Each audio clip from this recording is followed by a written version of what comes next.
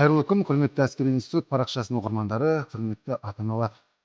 Елімізде жалғыз ғана ұшқыштар мектебі бар. Ол Ақтөбе қаласында орналасқан. Сол мектептің оқушылары бүгін әскери институтқа қонаққа келді. Әскери институтта Кеңес одағының батыры Бауыржан Момышұлы атындағы дәрісхана бар. Бауыржан атамыздың осы дәрісханада айтылған нақыл сөздері бар. Және бүгінгі мектеп оқушылары Қазақстан Республикасының Екінші дүниежүзілік соғысында қосқан үлестері туралы сабақ өтеді. Ал біздің оқушылар Бауыржан Момышұлы туралы қандай мәліметтер біледі екен? Есімің бар? Мақсат. Мақсат, Бауыржан Момышұлы туралы қандай мәліметтер білесің? Ол кім? Бауыржан Момышұлы ол қазақ елінің батыры, мақтанышы, және ұлы отан соғысының ардагері. Бәрекелді. Ал қандай нақыл сөзі сен үшін үлгі болып келеді? Бауыржан Момышұлының нақыл сөзі патриотизм, отанға егілу деген мақала.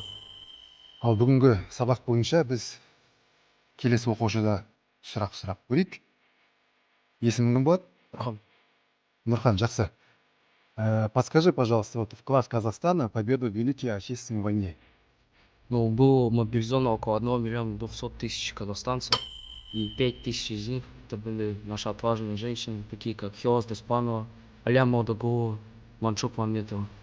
Около 240 тысяч была молодежь, такие как мы.